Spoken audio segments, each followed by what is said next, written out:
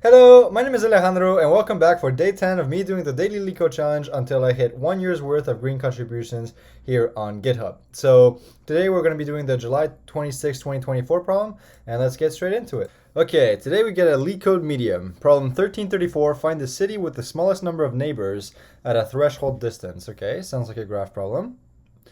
There are n cities numbered from 0 to n minus 1. Given the array edges where edges sorry, of I is equal to from I to I weight I, represents a bidirectional and weighted edge between cities from I and to I, given the integer distance threshold. Wait, okay. First, I want to point out I'm thinking of making my own LeetCode problem, and I was having trouble with how I'm going to make it a graph problem. It was inspired by one of my problems from my university years and so on. One of the problems I was having is like how to set up the problem. So I might use a little format like this. This is good. But anyways, that's besides the point. Return the city with the smallest number of cities that are reachable. Okay, with the smallest number of cities that are reachable through some path and whose distance is at most distance threshold. If there are multiple such cities, return the city with the greatest number. Okay, I'm gonna have to reread that a couple times after. Notice that the distance of a path connecting cities I and j is equal to the sum of the edges' weights along that path. Okay. Okay, so the distances isn't just the number of edges, it's the sum of the weights, sure. N equals 4, edges equals, there's no, the figure above describes the graph, the neighboring cities. Oh.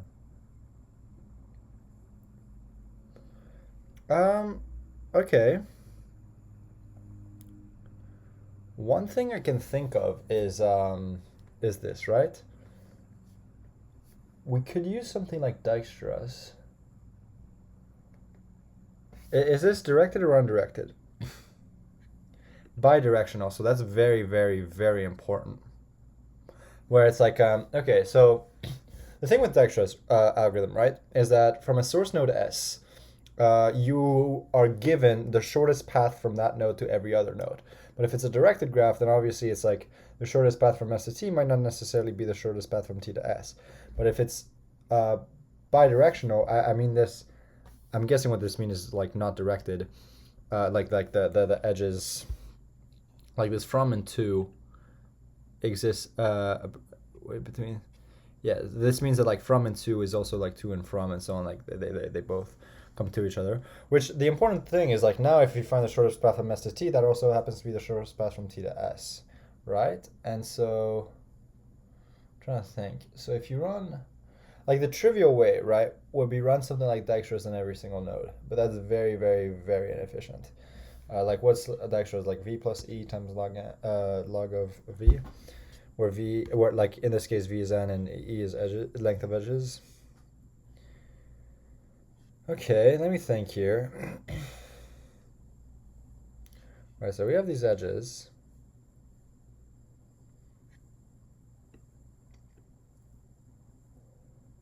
Huh.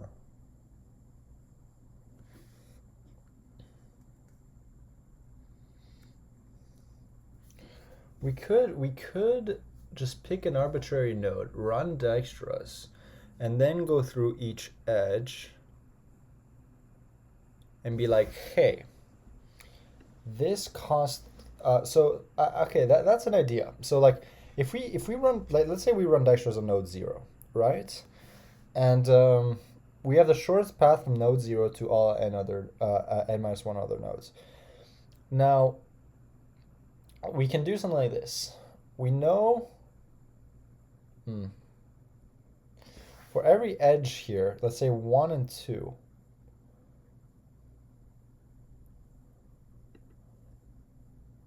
We could oh man, I'm having a trouble. I'm having a troubling time doing this efficiently. This is only a LeetCode medium too. Hmm. Yeah, this is one of those where I feel like I don't see the trick just yet. It's good. It's good. If I have to think, that's good.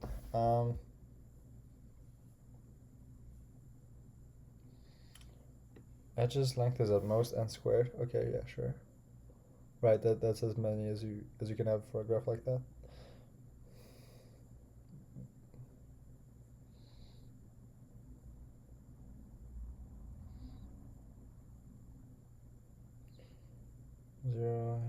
Okay. I might also just dig into the hint so that I don't take forever, because I'm stuck for ideas here. If you, let's try to think about this.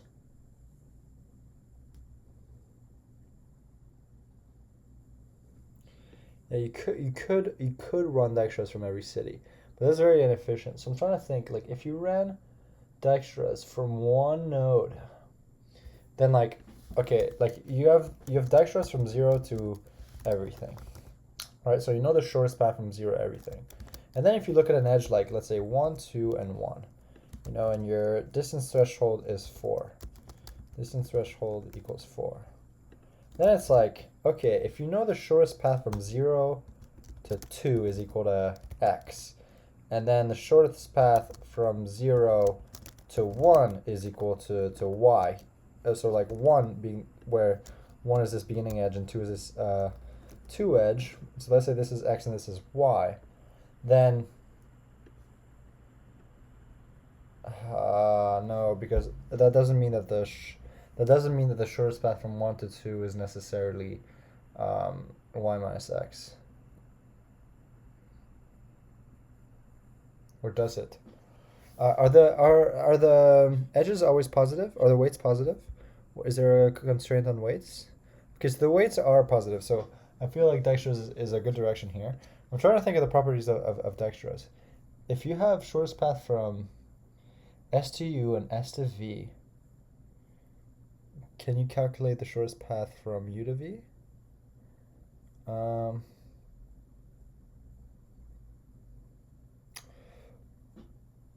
No, right?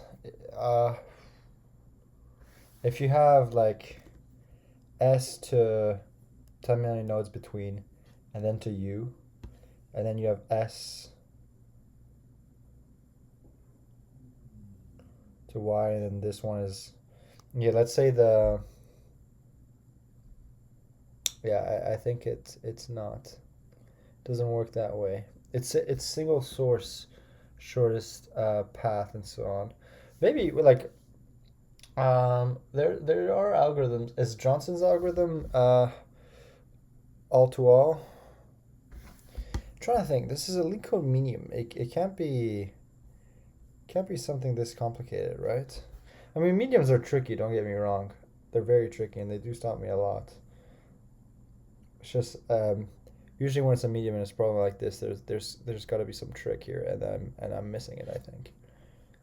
The weights being positive is a big hint here, right? Where we're probably not going to be using something like Bellman Ford. We're probably not going to be using, yeah, just the weights. Like I don't think it's a coincidence. All pairs from 2 are distinct. Okay, this and this, yeah. The city 0 has a neighboring city. Okay, the figure above describes the graph. The neighboring cities at a distance threshold of 2 for each city are, let's go through city 0. Yeah, 1 is 2 away, so that's the only one, yeah. For 1, 0 is 2 away, and 4 is 2 away. For 2, then city 3 is 1 away. And Y city, oh yeah, city 4 is that much away. I guess, trying to think.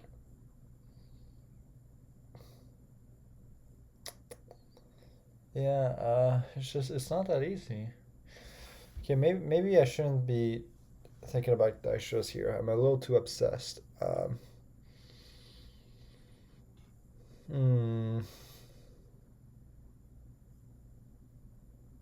Trying to think. Represents the bidirectional and weighted edge.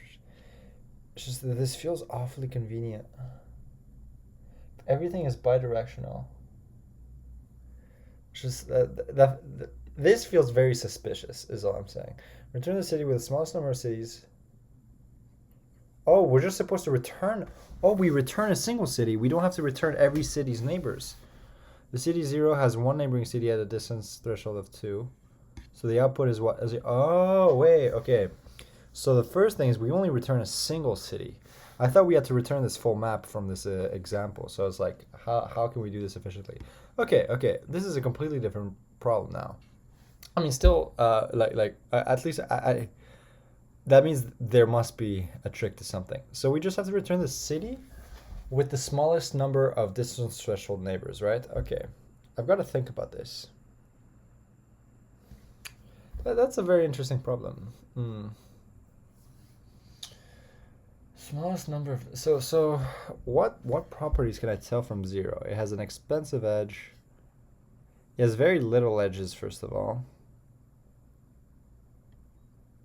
Usually the examples can give me hints here.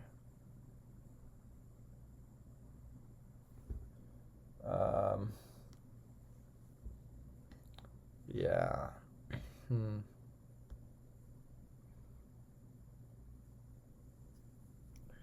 Kind of want the city with the most expensive edges outwards, right?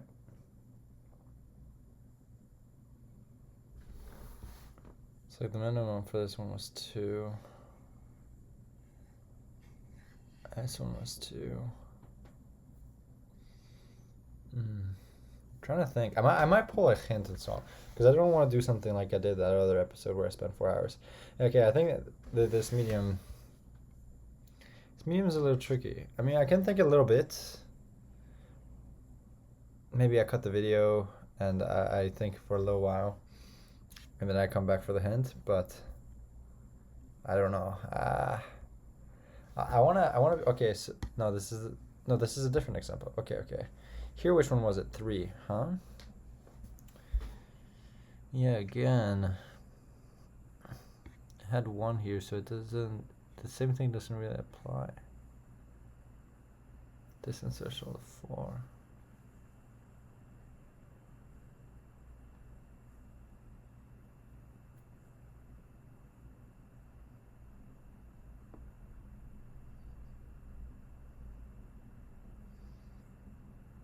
The greatest number? What?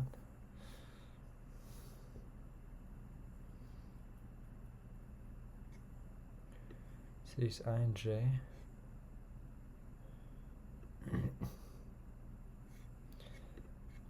This is a big hint. Maybe I should try to go back to that example of Dijkstra. So we have a bidirectional graph. If I have the shortest path from 0 to 1, and I have the shortest path from 0 to 2. But can I really conclude that I have the shortest path from 1 and 2? Not really, right? This is annoying. Yeah, because I'm not given the shortest path from 1 to 2, so I can't do something like. Man, this is frustrating. This is frustrating. Okay, I'm trying to think hard. Return the city with the smallest number of cities that are reachable through some path and whose distance is at most distance threshold.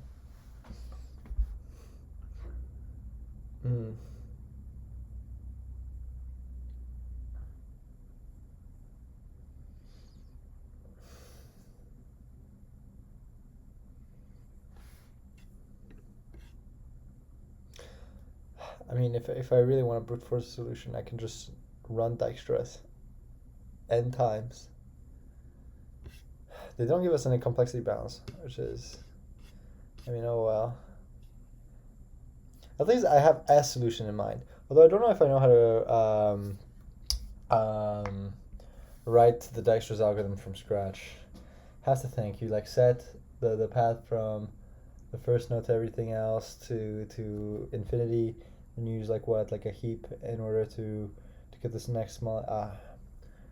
Okay, maybe I should just look it up online as a refresher. But yeah.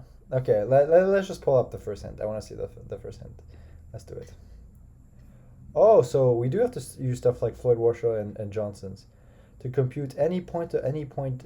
Okay, I need to look up Johnson versus Floyd Warshall. What was the difference? Are they both all to all? Algorithm to find the shortest path between all pairs of vertices in a sparse edge-weighted, possibly negative directed graph. Uses the Bell and Ford algorithm to remove negative weights and Dijkstra's algorithm for the rest. Okay, I need to pull up my advanced algorithms notes.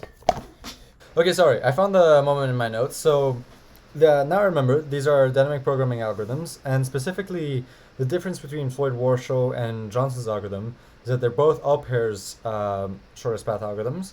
It's just that, let me go back to the problem here. Here we have, where is it at? There are n cities, so the number of nodes is n, and the number of edges, which I'll call m, is equal to length of edges. So the time complexity of Floyd-Warshall's is O of n cubed, and the time complexity of Johnson's algorithm is O of mn log n.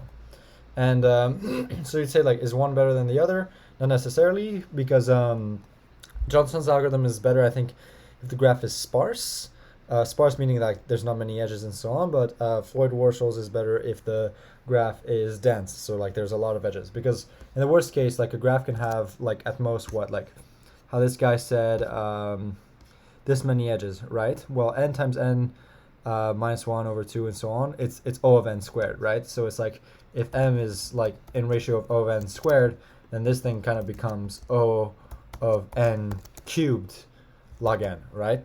But then you can imagine that if there was, let's say, not a single edge, the graph is just the nodes, then it becomes n log n, which, yeah, oh my goodness, that's way better than n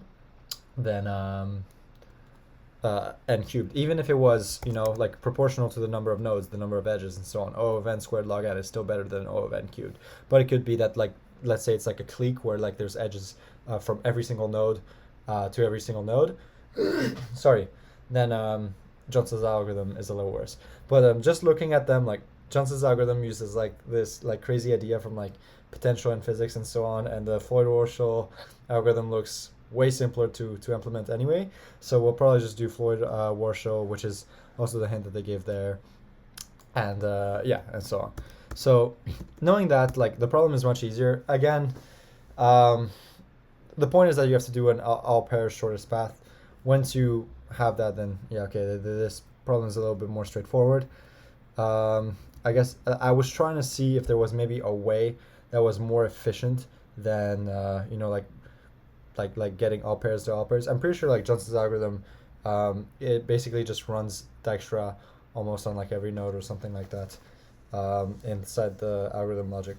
These are my notes, by the way. It's like this is for the I guess you can't see them too much. But it's like it's just pages on pages on pages, and I have the pseudocode for each algorithm and so on. Super cool stuff. Throws me back to the university days. This was fall of 2023. But yeah, cool. Advanced algorithms. Okay, I'll just use my notes because yeah, I'll be completely honest. I forgot the exact implementation details of Floyd-Warshall. So if this was given to me in an interview and I can use no help, then failure. But that's okay. The point of this is to learn and so on, and if I do enough problems that utilizes these algorithms, then they'll kind of become second nature to me. So okay, good. Let's see. So Floyd-Warshall algorithm basically says you want, it's kind of like that idea with regex in the world of computation, I think, where it's like if you have a path from I to j, then an I to j k path is any path such that every single element inside that path are intermediary nodes whose value are less than or equal to k, and these values are simply a label that you give to the nodes. In our case, like since the value of the nodes happen to be from 0 to n minus 1, we could just like do a direct mapping where like the k value just happens to be the actual value of the node and so on. So like a path from I to j is like and it's a k path, I to j k path, if and only if every single element in that path is less than or equal to k. And obviously the final bit of the solution is finding an I to j n path, because like every single node in this path will have to forcibly have a value less than or equal to n, since the values are from 0 to n minus 1. So the idea is that like you do this with 0, which means it's like, oh, there's no possible paths, right? Like or in this case 0 is usually like the values are like 1 to k and so on, but like here let's pretend it's like -1. That's like, okay, like no node has the value like -1 and so on, so like this is impossible and so on. And then you keep incrementing, like, okay, now you say like the node 0 is fair game and so on, and you just keep working your way up 2, 3, 4, 5 until you get to that value k, or in our case n. because then that'll give us like the actual shortest path from I to j and so on. And that's kind of how the Floyd algorithm, Floyd-Warshall algorithm works. I see from my notes, I'll kind of share what the notes are. So this will be useful. We define L from U to V comma K, where U and V are nodes in the graph G, or in this graph. So like U and V might be like values like 2 and 3, where N is like 5, right? And so on, like they're nodes. And K is this like this K value that we're talking about when there's like an I to J like K path, right? And like if we do like N here and so on, this is just like the actual shortest path from U to V. The K is just, it adds a restriction where it's like the label of the nodes itself in that shortest path must have a value of K or less. So this is equal to minimum weight of U to V K path, and L U comma V comma K is equal to the minimum between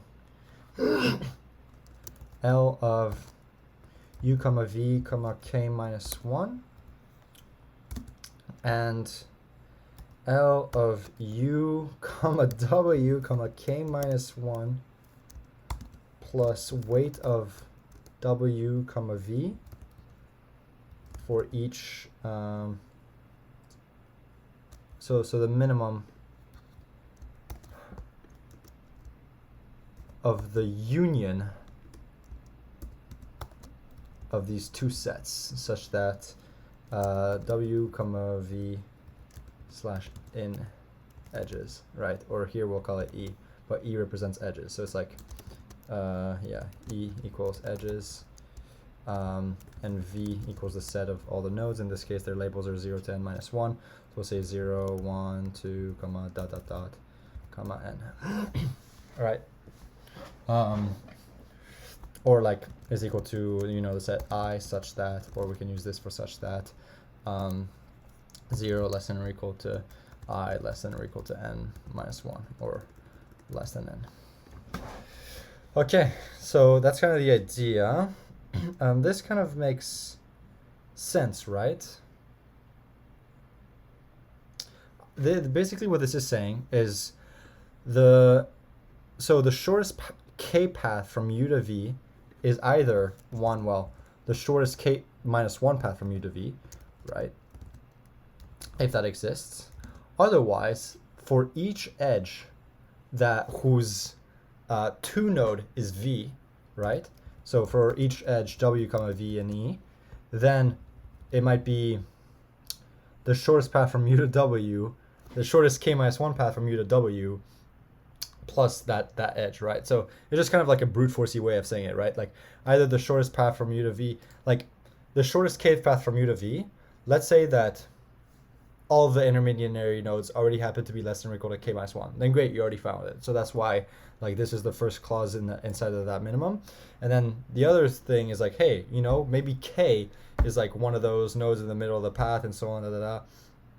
And so another way we can formulate it is like, okay, we know that there must be some K minus 1 path from U to some W. And if there's well, okay, not that there must, like if there exists, blah, blah, blah. Maybe this whole set is empty, but it's like for each edge whose 2 node, like an edge is from, to, and weight, right?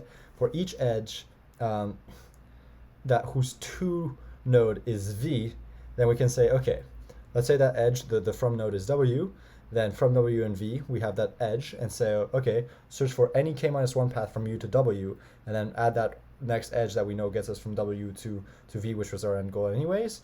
And if that happens to be smaller in weight, then that's the new minimum and so on.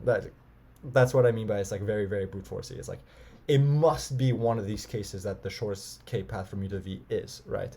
Logically wise. Okay, that makes sense. I'm kind of also doing this for recap of my own understanding of the algorithm, but to also kind of explain the hindsights behind the algorithm, because the one thing about my advanced algorithms prof, and probably the reason why like I'm doing LeetCode and I like this stuff, is like he's absolutely magical professor and so on, made the course very enjoyable. It was my second lowest grade in my degree, and my first lowest grade in my degree was computability theory with the very same professor. And it's just very weird that my 2 lowest grades courses wise at university also happened to be like two of the most enjoyable courses where I learned like the absolute most. And the third one that I learned the absolute most was probably operating systems, which was weird because it was the opposite. It was my highest grade in the entire degree and so on. So maybe I'm just more built to be a programmer than a mathematician or a logical thinker. But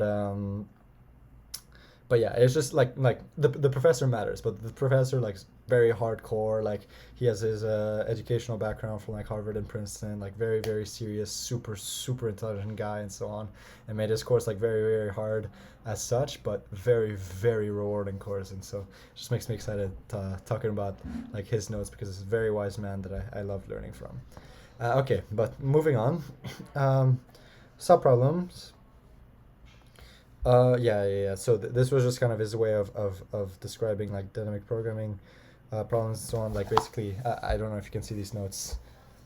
Let's see if you. But it's like you'll see like there's a subproblem section, recursive formula for computing star and so on, and then like the low cross sign. It's basically like he had like a systematic way of like solving dynamic programming problems, and he always solved them like from a bottom up approach. I don't know why. It's like to him it was like the worst monster evil in the world if you had a top-down approach to solve a dynamic programming problem. I guess maybe it's more intuitive for him to do bottom-up approaches, and he just had like this very cookie-cutter systematic way of solving dynamic programming problems, which was like super helpful because it's like it gives you a way of thinking in terms of solving them whenever you encounter a problem like that in the wild. But yeah, so let's just see what he says. Cijk equals minimum weight of an I to jk path, infinity if there's no such path. Yeah, if there's no such path, then you say infinity, because like if there's no such path, then it's like okay. You can't say that the path is of weight 0 because then you'll think that's the shortest path. So you give it a value like infinity so that like it's like an invalid path, right? For all ij, yep, you want this recursive formula for star. So yeah, this is kind of where he was going on about. Where was star? He doesn't define it. Okay, it's okay. But the idea is this, right? If you have an I to j k path, right? And so every single node in here is less than or equal to k, right? Where k is just some value. And again, the idea is that like once you say k equals n, then you know that this will be the actual shortest path inside the entire graph, because you know that the shortest path from I to j will have nodes in between it, and those nodes will have value at most n minus 1, because the whole point is that all the nodes happen to be a value from 0 to n minus 1. So again, it's kind of that build-up phase, right? But we can generalize it for like any k, and then we'll build our way up to that n minus 1 over time. But let's just say, okay, the shortest I to j k path. Case 1 is, okay, maybe k is not in that path, right? Where it's like all the values inside of this shortest path here have value less than or equal to k minus 1. And it could be that they also have k minus 2, k minus 3, and so on. It doesn't matter. Like, we'll just say if all the values are less than or equal to k minus 3, then they're necessarily all less than or equal to k minus 1, right? It kind of works transitively and nicely in that way. So case 1 is that in the shortest k path, all the nodes already happen to be less than or equal to k minus 1.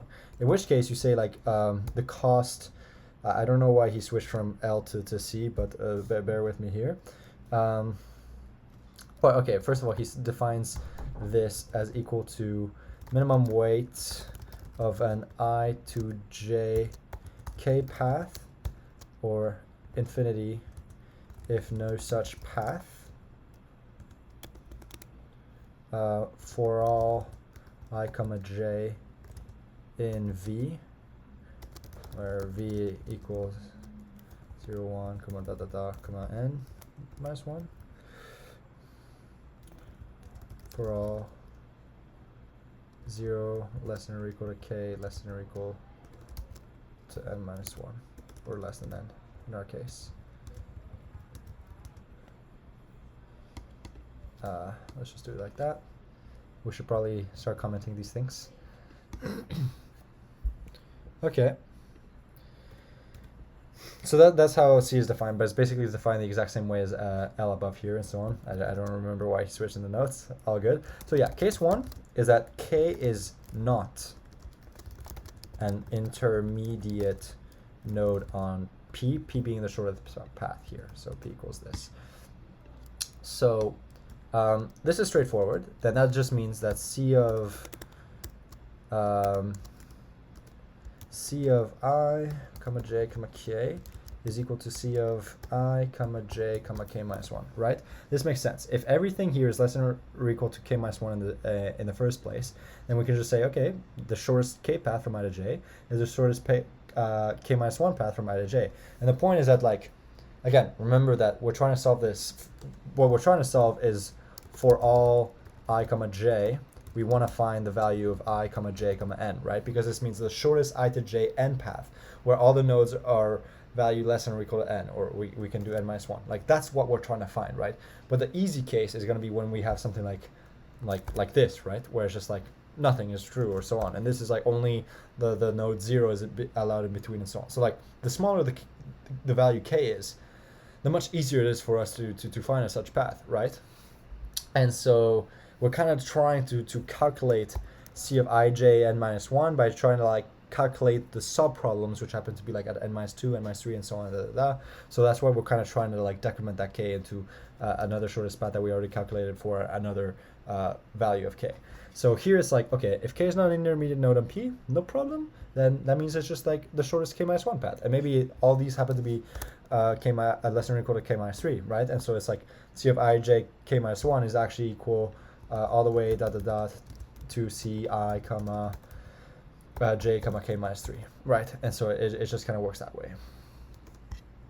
So okay, let's just keep it like this. Otherwise, case 2 is k is an intermediate node on P, right? And so that just means like, okay, all the values here are less than or equal to k. So what can we infer about this shortest path? More specifically, like, remember, we're trying to decrement this value. Like, we're trying to get like from n minus 1 all the way down to 0 and so on, to kind of like be able to do the bottom up or top down approach of dynamic programming, where like we combine into smaller subproblems in order to solve the bigger problem ahead, right? Floyd-Warshall is a dynamic programming algorithm. Let me put on my slipper here. Okay, sorry.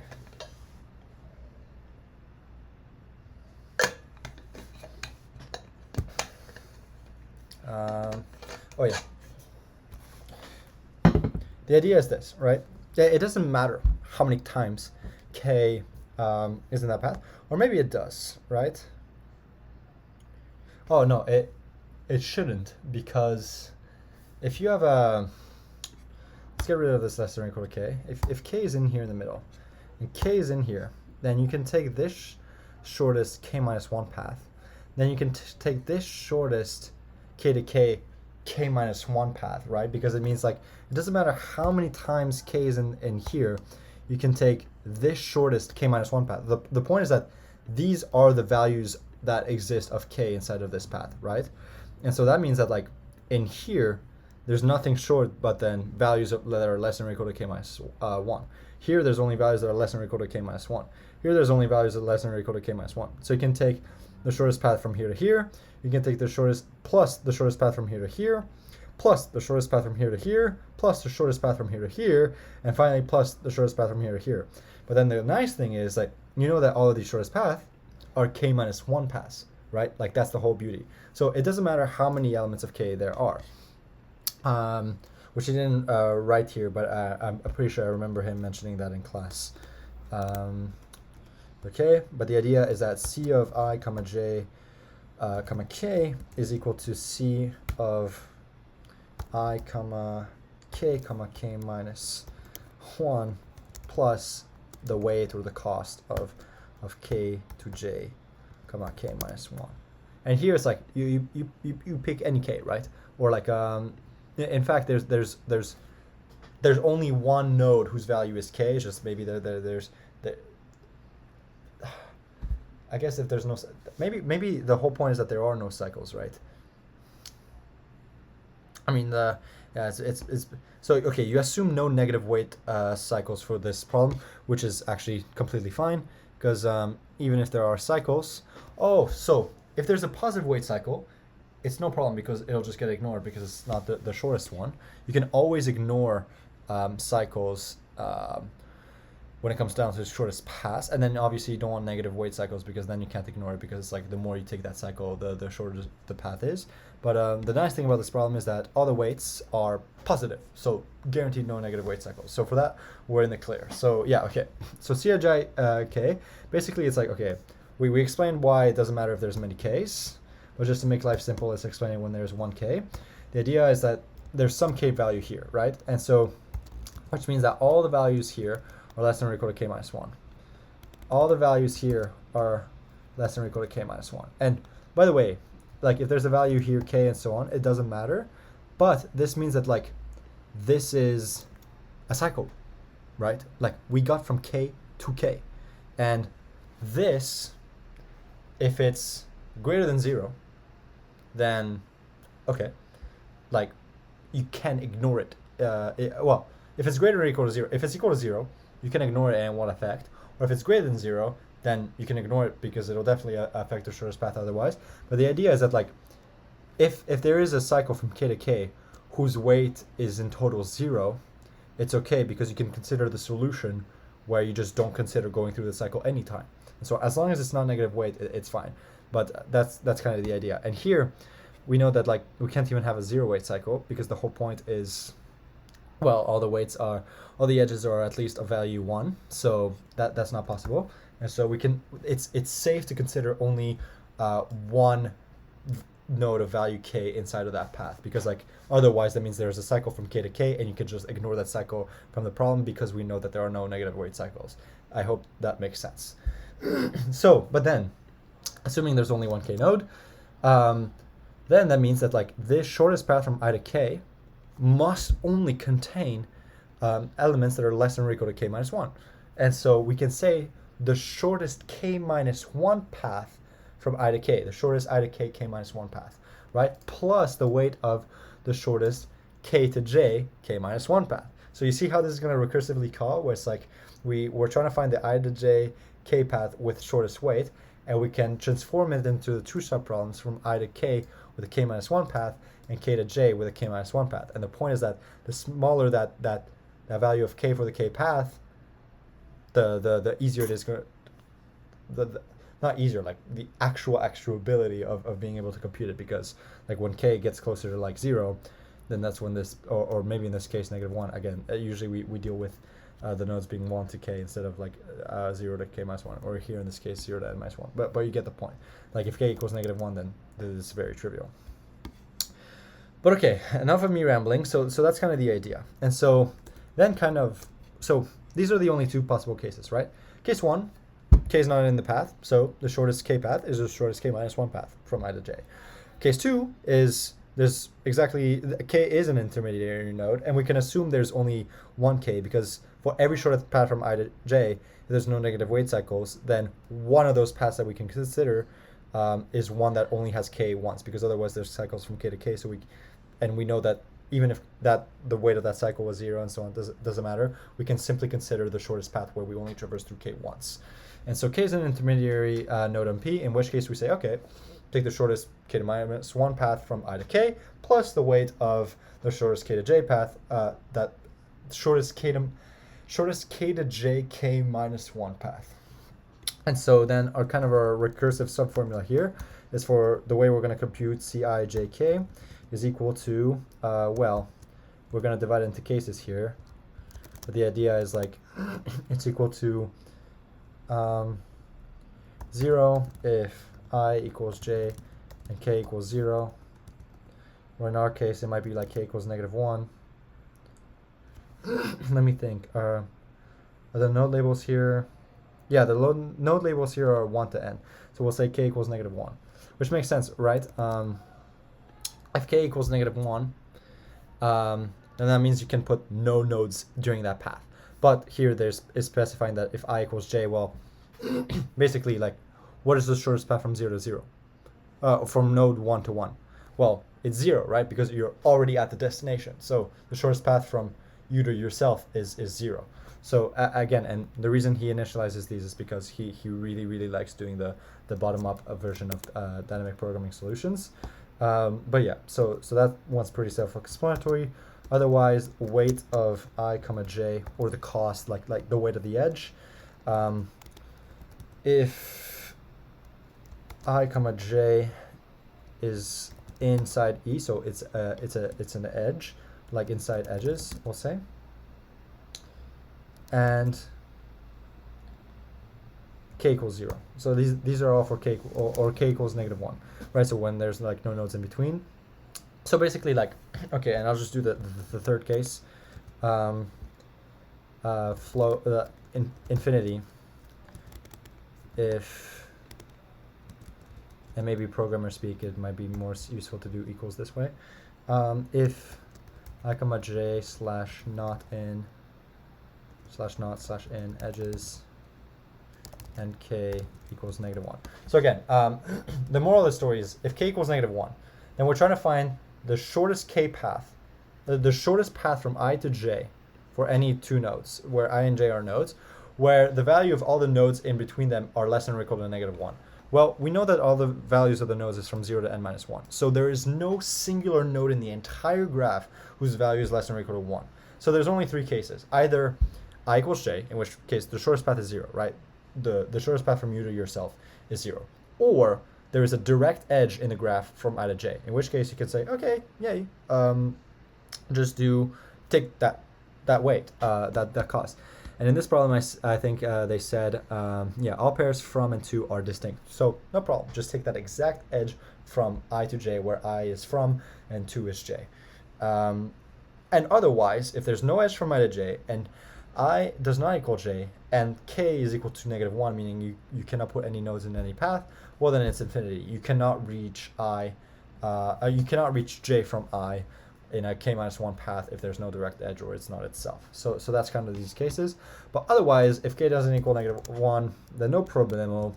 We take the minimum between the cost in case 1 and the cost in case 2, right? So the minimum between, I won't use parentheses, I'll use this to make it clear, between this and this, right? So like this is kind of case 1. So case 1, so we broke up the shortest I to j k path into two cases. This is case 1 and this is case 2. Well, between these two cases, just take the minimum value. That's it. Like this is like there's two candidates for the shortest path. Here's candidate number 1, here's candidate number 2. Here are their costs. Well, just take the smallest cost, and that is the shortest path. That's essentially it. And yeah, dynamic programming is fun when you have the recursive subformula. Okay, and then yeah, he just explains how this problem is like super cool and inspired kind of like by how regex formulas are built and blah blah blah. And I remember that talk. He was very excited about talking about that. Otherwise, he gives the pseudocode for Floyd Warshall with given a graph G and a weight function WT. Initialize C, I, J, 0 for all I, J in V, as in the cross thing. The cross being that this is the cross. This formula.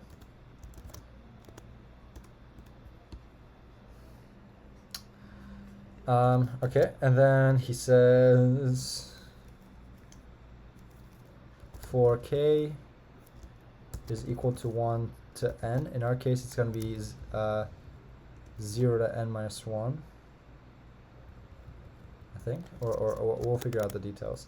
Before I equals, we'll just keep it at the way he said it, to n do for I equals 1 to n do, goodness, for j, yeah, this is O of n cubed, I remember now, do k, 1, 2, c of I, j, k is equal to the minimum of c, I comma j comma k minus 1 and basically case 1 and case 2. And this was a cool algorithm. I remember this algorithm. This is a cool algorithm. And then yeah, return c of anything comma n. And n here in this case was because like, okay, every single, from I to j, right? All the nodes in the shortest path must be a value less than or equal to n. So that is the shortest path from I to j, period. Someone at my door? No. Sorry, I heard a knocking sensation. My apologies.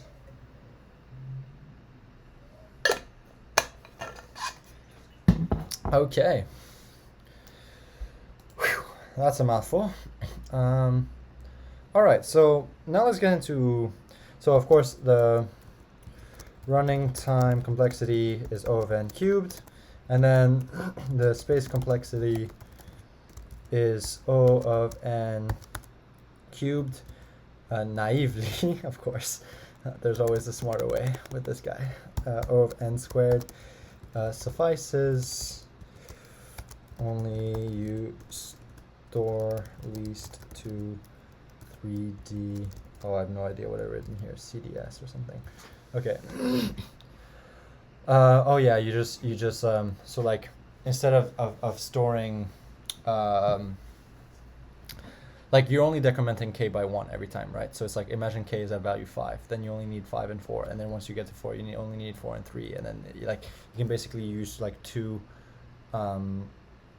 like you just keep track of 2 matrices at once at any time, instead of keeping track of k of them, in which case k like goes up to 1 to n and so on. Like instead of keeping track of n squared matrices, you only have to keep track of 2 n squared matrices if you're just smart about it, which I'll just go with a naive approach and so on. This is for space complexity anyway. Usually space is cheap and so on, but yeah, it is smarter to just do the k and k minus 1 at any time and so on. Okay. Now that we've done all that context on Floyd Warshall, which is mostly for myself to kind of remember how this algorithm works again. Yeah, the rest is just covering Johnson's algorithm, which uses that cool potential physics thing. So all these algorithms were very cool. But yeah, okay. So we can just kind of follow the pseudocode here. No, we can even call it like this: g comma wait. Okay, or maybe not. Let's just do something like this. So initialize Cij for all k in V as in plus. Okay, so we need to do the k equals -1 case, right? SoCijk means that this is going to be an n cubed matrix, right? With dimensions I, where I is from 1 to n, j is from 1 to n, or k is 1 to n. Or we can do n squared and just do it for each k, right? We can just keep track of one n squared thing. Here we're just doing k equals -1. I guess this is what they mean by like n squared suffices, right? You're only going to need to keep track of two n squared matrices at once if you really need to.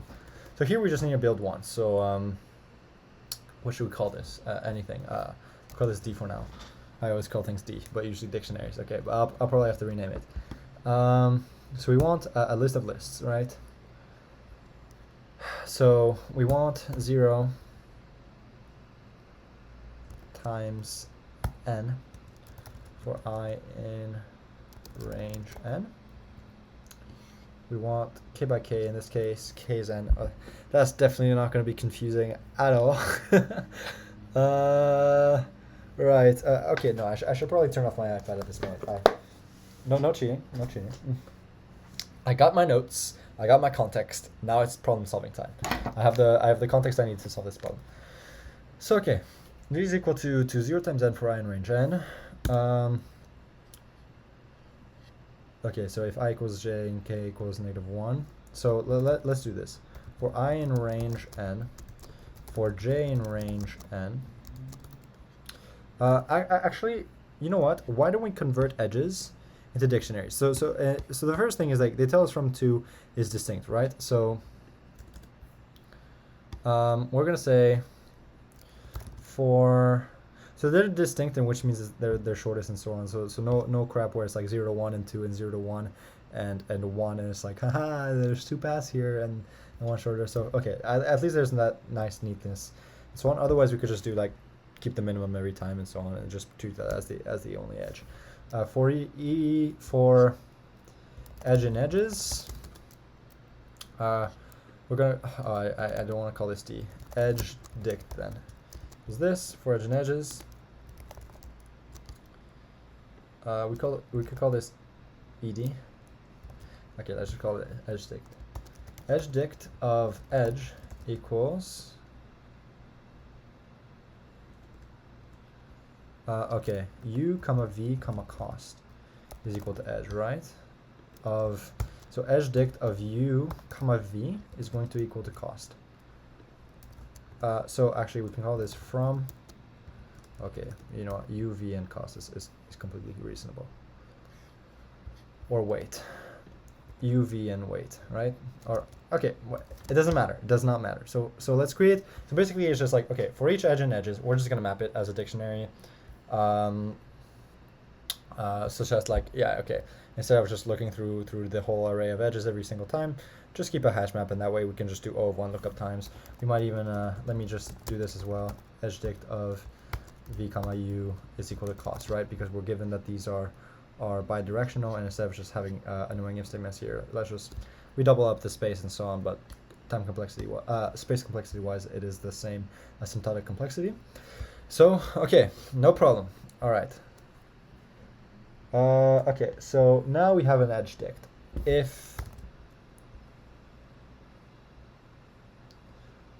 Actually, yeah, so we're gonna set these to float of infinity for all of them.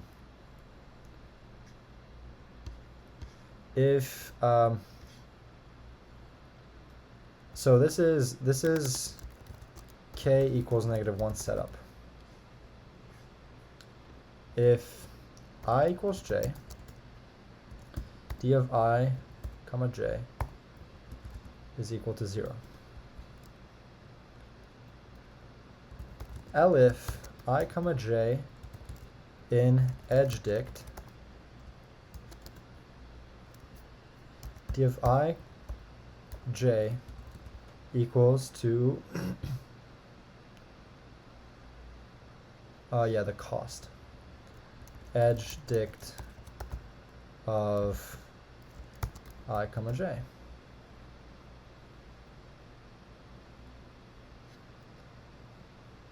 Inf, yeah, and they're all set to else d of I comma j. So it doesn't matter, we can even set these to -1 and so on. It doesn't matter, we can set them to zeros, and then we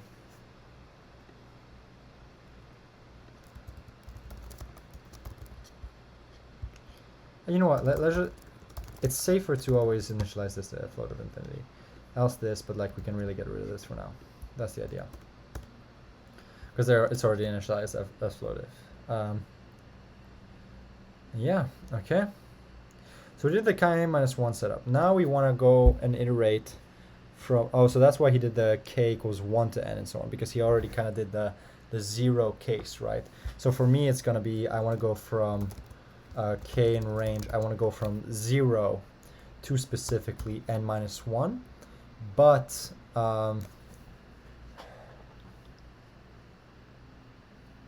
wait, yeah, okay, this is actually just range n. This actually works out perfectly and so on. Okay, yeah, because I just want 0 to n minus 1. I don't want 1 to n and so on.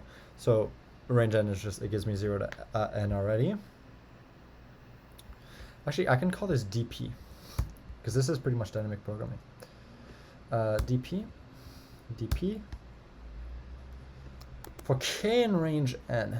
Then it's just like, yeah, okay, for every valid node. So the nodes are 0 to n minus 1. So for I in range n, because that's 0 to n minus 1. For j in range n, and so on. Then we do case 1 is equal to,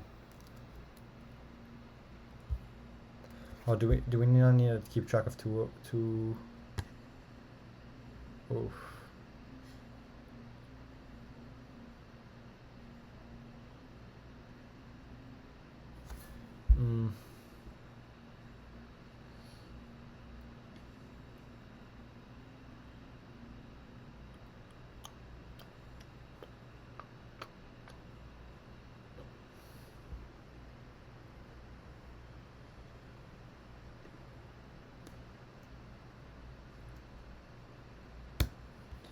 So I could do the naive approach, right?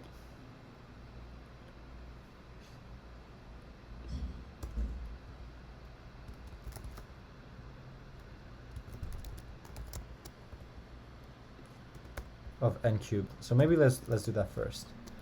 For k in range. Actually, okay, so we're just gonna do a triple array. So let's start off small. So float of infinity for in range n. And we're gonna wrap this inside of another one where we're gonna say for in range n. Then we're gonna wrap this inside of another one. We're gonna say for in range n, right? And then for n range n, dp of this of -1 is equal to 0. dp of this of -1 is equal to 0.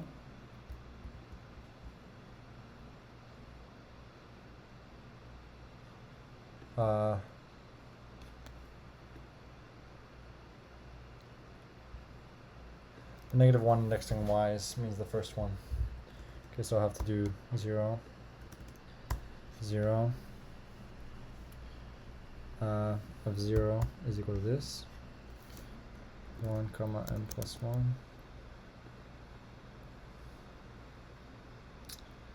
I don't like this. I'll have to.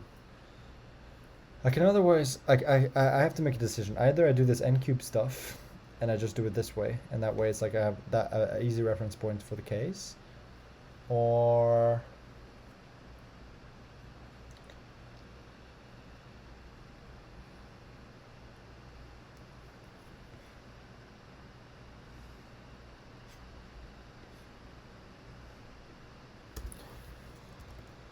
times n for this in range n.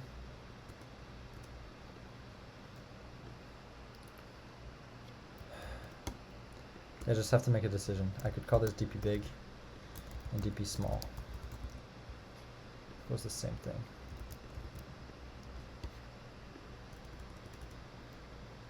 dp k minus 1 dp comma k. We can do this little k and this big K. Something like that. No, that's way too confusing.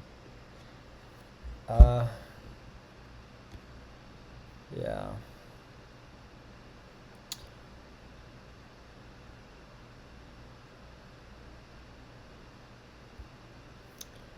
Trying to think. I mean, this is just the better way of doing things, right? Oh, three-dimensional. What? Okay. I think that might have been a mistake. Let's see. Yeah, he just like this is a 3D object.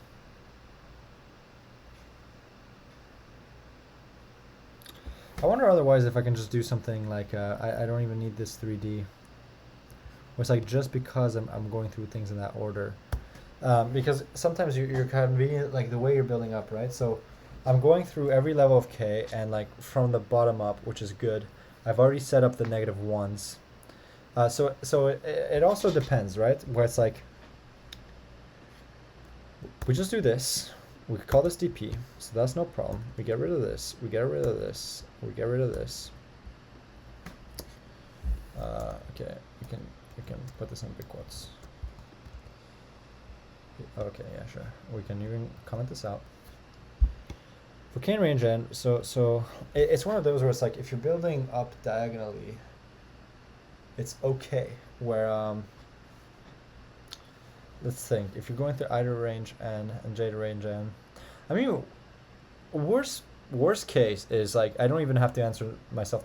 Basically, what I'm scared of is if you build the dp array in the wrong order, right? Then it's like you start trying to get the min of stuff that's like invalid and so on, and then you'll get an invalid solution and so on. So like it depends on how you. That's why I personally like doing top-down DP, just because when you do top-down dynamic programming, the whole point is like you use memorization and so on. So it kind of does the ordering itself for you, right? Because it'll just do it'll always do the recursive subcall for the thing that it needs, and then take that thing that it needs, which will do more recursive subcalls until it gets to that base case and so on, and builds back up. And so then you just use those values together and plug and chug your final solution, right? Versus when you do a bottom-up approach, you have to be much more careful. It's like, okay, I have to like, do the first diagonal where like the first diagonal might be like, like I and j, where it's like I is equal to j, right? And so it's like, okay, when I is equal to j, then I know the values are 0. So inside of this two-dimensional dynamic programming array, I know I can fill in the diagonals with 0 because I know that represents a node, the shortest path from a node to itself, and so those are 0 and so on. And then it's like for each of the edges, then I know I can populate it with the values, and then it's like you just keep going and so on. But I just have to be careful. So what I'm going to do is I'm going to pretend first that this is the correct build-up to the dynamic programming array. And if it's not and we get errors because it is not, then we'll investigate and see how to fix that. And that will probably end up with me trying to do a top-down solution instead. But for now, let's just keep it simple. So case 1 is equal to what? The minimum of C. So since we're going k by k, I can kind of assume that what's in the DP array is the previous k's result, right? So right now I basically have the results inside of DP. I kind of have the result, the shortest for every element so let me explain it this way. DP of ij represents the shortest path from I to j. Actually, yeah, now I'm realizing, actually we're going to do what I was thinking because this is the correct buildup. So this all makes sense. DP of I to j represents the shortest path from I to j, but not just any shortest path, the shortest I to j k path. Again, we'll want to solve this for what k is equal to n, because that means that the shortest path where every intermediary node is less than or equal to value n, which is the case for every single node, and therefore it's the actual shortest path. That's been covered. But otherwise, DP of I to j is the shortest I to j k path, or at least for the current k that we've seen so far. What we've done here is we've set up DP with k is equal to -1, right? In which case, when k is equal to -1, there were only 3 cases. Either I is equal to j, in which case it's the same node, shortest path is 0. Otherwise, there's a direct edge inside of edges, in which case we take that cost as the path from I to j. Otherwise, since no intermediary node can exist in a path from I to j, the value must be infinity, because there is no shortest path, right? And that way, when we take the minimum of infinity and anything else, we'll always consider the other thing.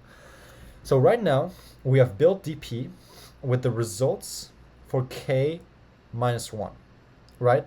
Every single element, every single DP of I to j, DP of ij for every I and j is right now the value of the shortest I to j k path, right? And so now, for each k, we're going to run this, right? And we're basically going to update I of j, DP of I of j with value k now. And so what's currently inside of the DP array will always be will always be the smallest DP I to j k path. The only thing I have to think about is here with the k. So it's like if you go from I to j. Okay, I see. Okay. Let's just do this. So case 1 is equal to what's already in the array, right? DP of I and j. K minus 1, already what is in DP.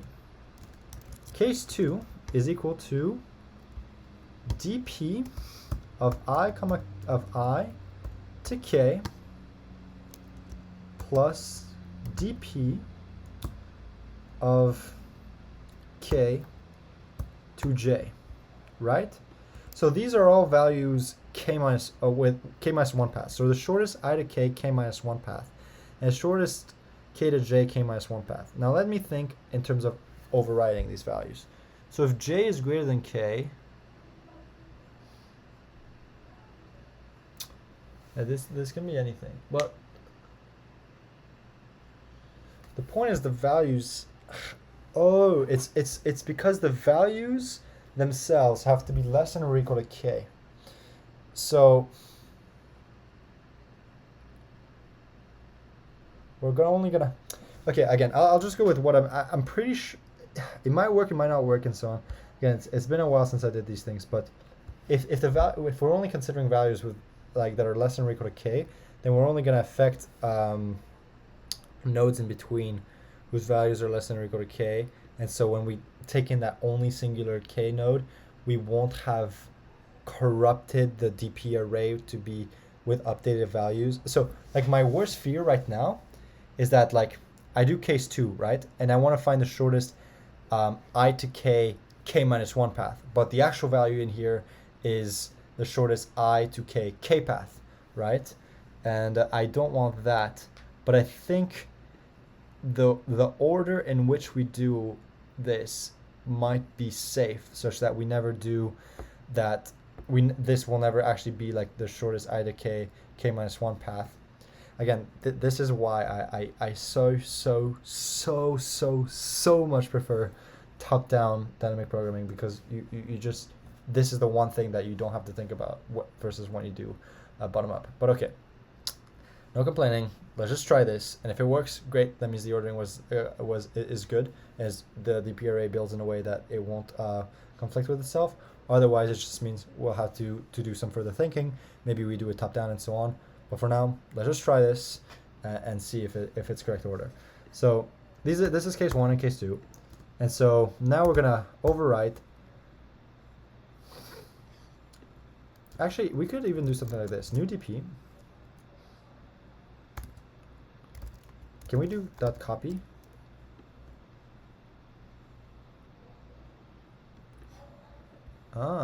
Actually, let's completely avoid this problem, right? We can just create a new, we just store two tables, right? And that way we'll never conflict with each other. And so new DP is equal to, first of all, let's just do this.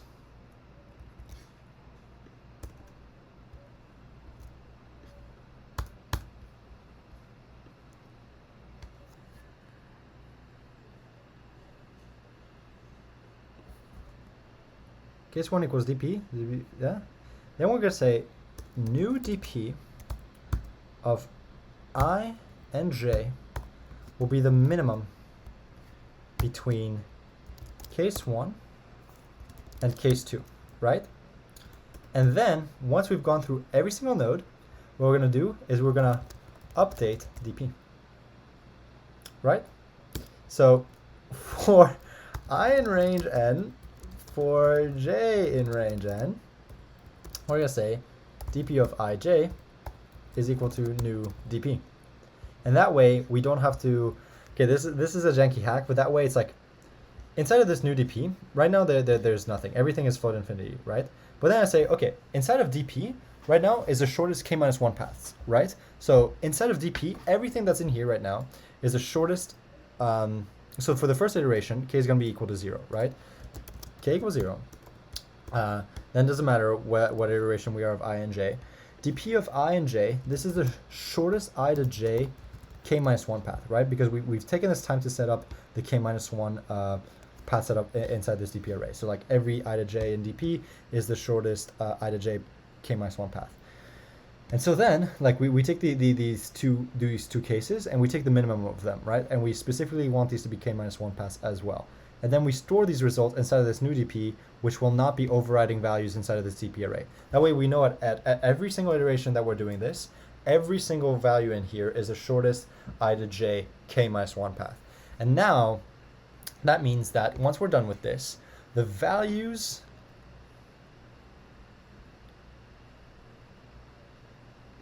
let's just be careful here. Let's just do something for sanity's sake.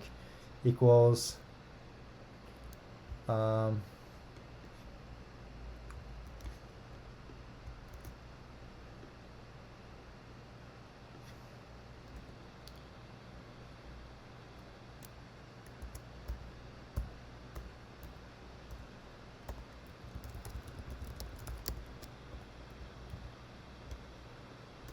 maybe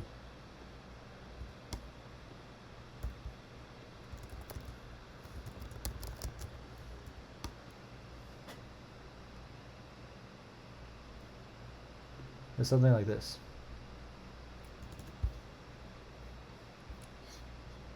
Print dp, print new dp, and what do we have to return at the end? A city, right? Let's return 0. Let's just run this. I just want to see if we created the clone correctly. So this is 0, 3. Yeah, this looks right? Where versus if I did this, I and j.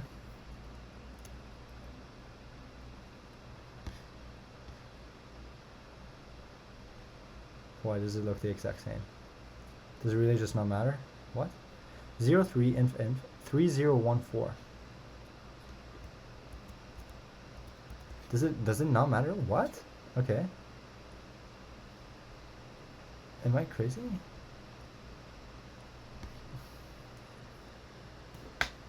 Oh, okay. I guess maybe not. Okay, for sure. What? No problem. Okay, now this is just a sanity check so that I don't update DP with the incorrect value. Otherwise, I can always do min of DP I comma j.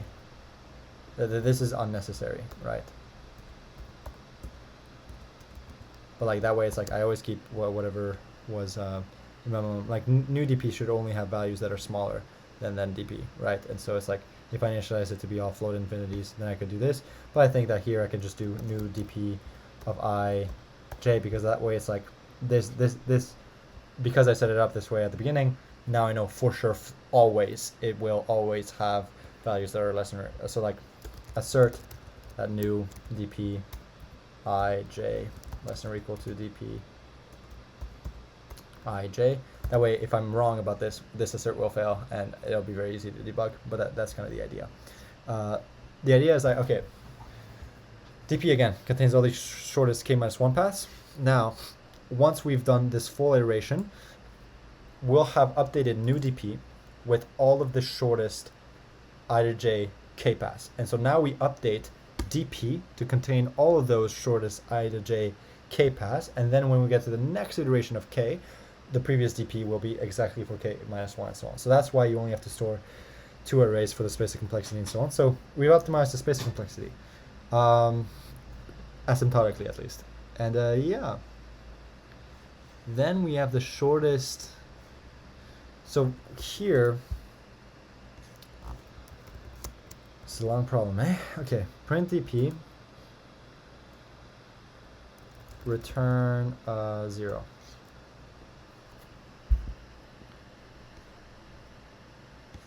Okay, so let me see, DP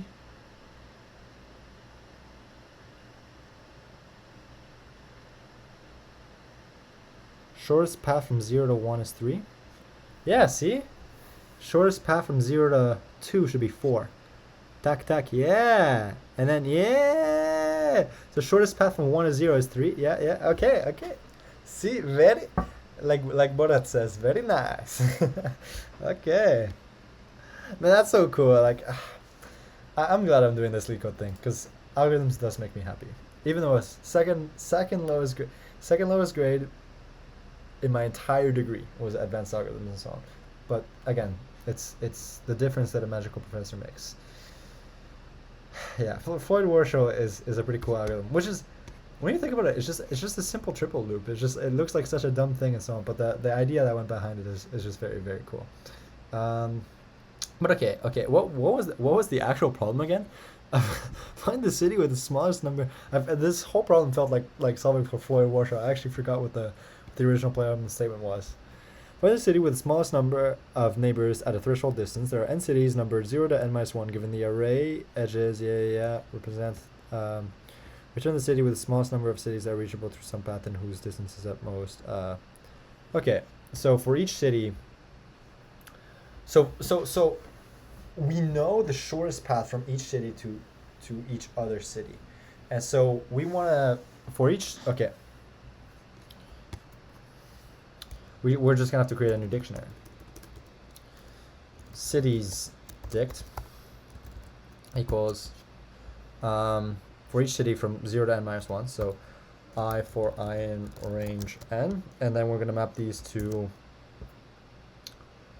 an array, right? And so then we're just gonna map through for I in range n, for j in range n, if the shortest path from I to j is less than or equal to distance threshold, then cities dict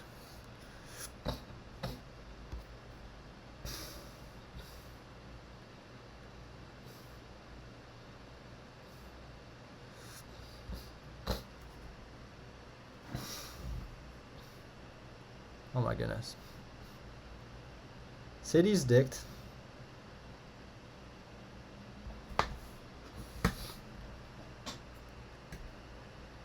okay, cities dict of I to j. And this is bidirectional, right? Dot append j. Cities dict of j dot append I, right? Yeah. Or we can make these sets, right? Let's just make these sets. Dot add. Can we do length of a set in Python? Let's do print length of set of the blah blah blah blah cluck. Return 0. Yeah, you can. Okay, sweet.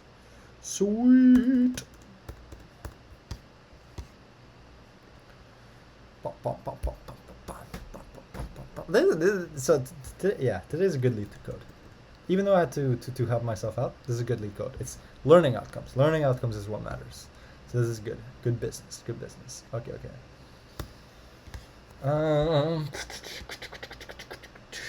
Let me think.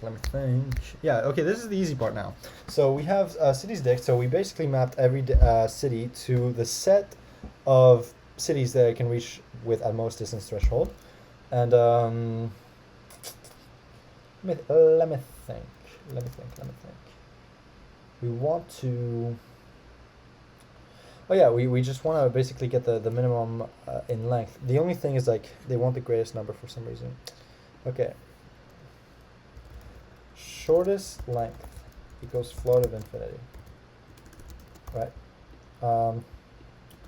Then, for I in range n, because that's the cities, if length of d of I, the length of the set, is less than or equal to shortest length, city that we're going to return is equal to -1. Then what we're going to say is less than or equal, by the way, not just less than, because, like, remember, we want the greatest number. So if length, so d of I is a set, right? The set of cities and so on. So if the number is shorter than shortest length, then shortest length is equal to d of I, and city gets updated to I. So if we did less than sign, now we'd have the city with the smallest number and so on, because we'd only update when we see a smaller list. But in this case, it's like, for example, we have city 0 as the smallest, but then when we see city 3, it's like, oh, it's length 2, where shortest length is 32, so don't update. But now it's just like, if you put less than or equal, we'll also update when we see 3. So that's how we'll get the smallest number. And then we just do return city. And I think that should solve the problem.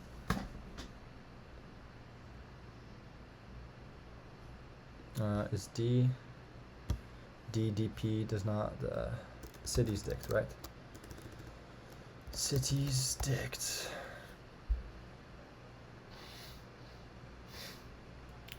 Brother. Cities dict. Bruh. Mais quand même là. What do you mean set? Cities of I is a set, yes, but I'm doing the length of it.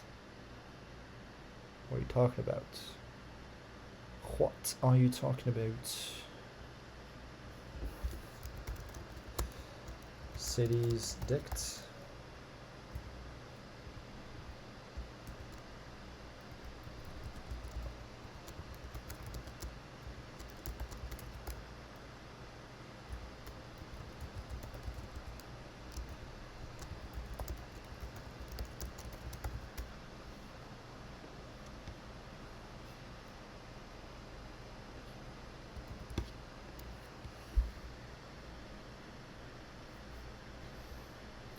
Yeah, these are numbers. Oh, I'm silly. I'm very, very silly. Okay. I'm updating this to be the set, but I want this to be the length of the set. And it's accepted, boys. All right. I'll keep these notes because they really did help me solve the problem, and I think I should keep them for reference, even in my solution, even though it'll make it less clean. That way, it's just a nice little thing to have as reference. I'll put this stuff right here. Actually, I'm gonna test one thing. I'm also gonna test if I. It's okay. Either way, it's okay. City's dict is this. Yeah, I'm kind of proud of the solution. New DP. I can get rid of this clause because I initialize everything to float in. Very nice. Okay, run it one more time. Now we're gonna submit.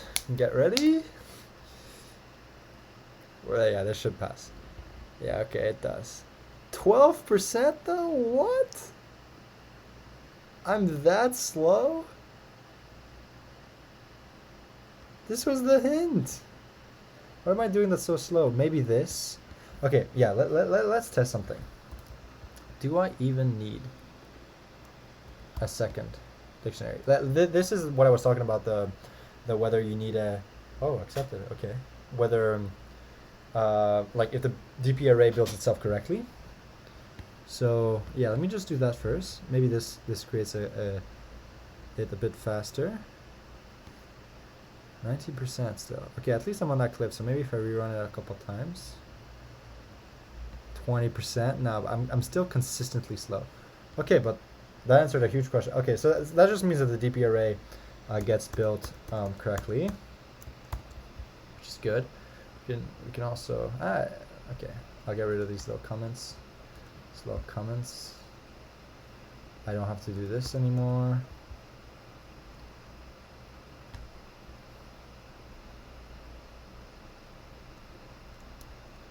For j comma I in edge dict,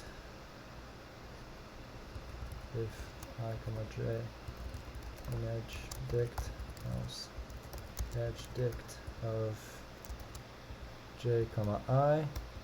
That way here I don't have to double up the size of this thing.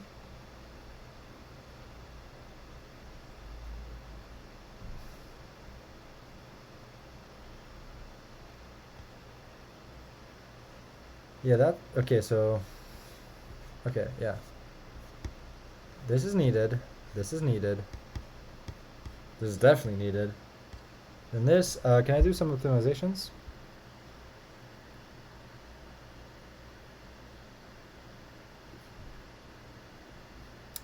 I just go through everything, so complexity-wise it really doesn't do much either, right? Yeah, I can't really think of much else to do. Maybe I can look at the second hint that was given. Either case, we solved the problem, and okay, yeah, that's pretty much it. As always, I'll do a quick recap of the solution. Here I explain myself like a lot of times, but I'll just do one concise explanation. So the idea of this problem is that we have these cities, right? And they're bound by edges. So the nodes are from 0 to n-1 inclusive, and we have edges that map from each of them. And we want to find a city such that there's a distance threshold, so this value and so on. So we're going to say like, okay, consider from every city the shortest path to every other city. If that shortest, or if there is, so it says if there exists a path from that city to another city that's less than or equal to the distance threshold, that's what you care about. Well, if there exists a path, then the shortest path necessarily must be less than or equal to the distance threshold. So that's why we can consider shortest paths only. So we basically want to populate for each city a kind of an array of all the cities that are reachable from that city with distance threshold less than or equal to the value that's given as distance threshold, where the cost or weight of a path from a city to another is the sum of all the edges in that path, or in our case, the shortest path. So from city 0, the shortest path from city 0 to city 1, we know must be less than or equal to distance threshold, which can be seen here. There's a path from 0 to 1 directly, actually, with just one edge of value 3, which is actually less than or equal to 4. And also reach 2 because 3 plus 1 is equal to 4, and so on. That's kind of the idea. And then what you want to do is, out of all these cities, return the one that can reach the fewest amount of other cities. And if there's a tie, like here, like city 0 and city 3, then return the one with the greatest value. So here 3 is greater than 0, and so on. So all we do is there's an algorithm called Floyd-Warshall. You can also use Johnson's algorithm. Both of these algorithms do the same thing, which is that it gives you an all pairs to all pairs, like all to all pairs shortest path algorithm for any graph. What this means is that it will give you the shortest path from any two nodes I and j inside of a graph G. So this is different from something like Bellman-Ford, which I think gives you the shortest path from a singular node to another node. So basically you have to specify node S and a specify node T, and then you get the shortest path from S to T. Versus, I might be wrong on the Bellman-Ford one, but if that was what it was, hopefully I remember correctly. Otherwise, something like Dijkstra is single source node, so that means you have to specify a source node, and Dijkstra will output kind of a mapping of the shortest path from that source node S to every other node in the graph. And then there's algorithms like Johnson and Floyd-Warshall that give you the shortest path from any two nodes inside of the entire graph. You don't have to specify anything. In fact, for the Bellman-Ford, I should have it on my iPad here. Let me see. So that's the pseudocode for the algorithm. Okay, no, never mind. Sorry, I'm wrong about Bellman-Ford. I think it's single source shortest path. So, yeah, you probably specify a single source, and then you get, yeah, so G, weight, and S. Okay, so Bellman-Ford, my apologies here. Bellman-Ford is just like Dijkstra's in that you specify a source node S, and it'll give you the shortest path from that source node S to every other node in the graph. Its time complexity, I believe, is worse than Dijkstra's, maybe something like O of NN. And but the advantage is that it'll give you the shortest path even if there's negative edges, as long as there's no negative edge weight cycles and so on. But it can support negative edges, which can be useful at times and so on.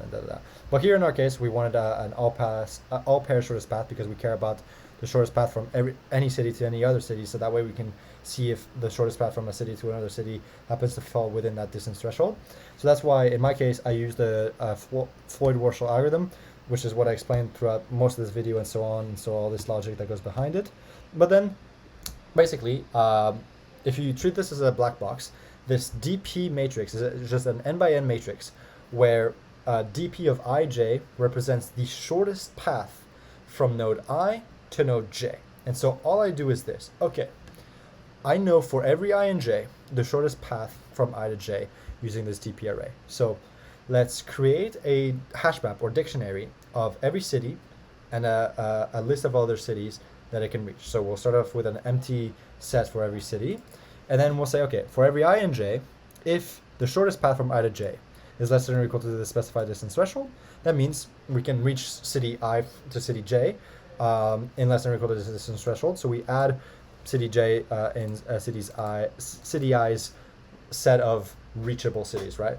And then we also add j and I the other way around because we're told that this graph is bidirectional, which means that if there's a shortest path from I to j, then there must necessarily exist an equal shortest path back from j to I, right? Because this is undirected edges, not directed edges. So that's why I add both. And then it's like, okay, now that we've populated this dictionary, we basically kind of have this thing here, right? Where it's like for each city, we have kind of a set of the reachable cities from that city. Then we say, okay, well, we want the one with the shortest amount of cities, right? So I just have the shortest length value and this city value, city being what I'm going to return. And I initialize this to infinity. Then I go through every single element inside the city's dict, starting from 0 all the way to n minus 1. And it's like, okay, if the length of the set for that city is less than or equal to shortest length, then update shortest length in city. So basically, go through every single mapping inside of this dictionary, find me the one with the shortest length set, and return that one. But also, since we have to return the greatest one in the case of a tie, that's why I go for I in range n instead of for key in the city's dictionary.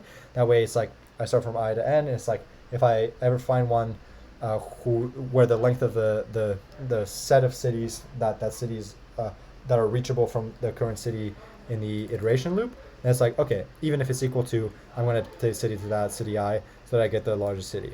And then after that, I just return the city that I found. That's the end of the algorithm. Bada bing, bada boom, and we're done. So yeah, that's pretty much the solution. And just as always in every video, I always mention that I use this extension called LeetSync. I personally trust it, but you by no means have to trust this extension. And but in case you wanted to do something like what I do, then you could use this extension. And to kind of show you quickly what it does, if I come here to my repository LeetCode, so the problem that we solved today is called find the city with the smallest number of neighbors at a threshold distance. You'll see 9 and 6 minutes ago, because again I did 2 submissions, but it'll just post the readme.md file here that just explains the problem, and then a small little file including my solution to the problem that I just wrote. And yeah, that's pretty much it. I hope this was useful in any way to you, or if you were able to follow along, or maybe I was able to kind of clarify the Floyd-Warshall algorithm, or maybe explain it for the first time in a way that hopefully was a little bit intuitive.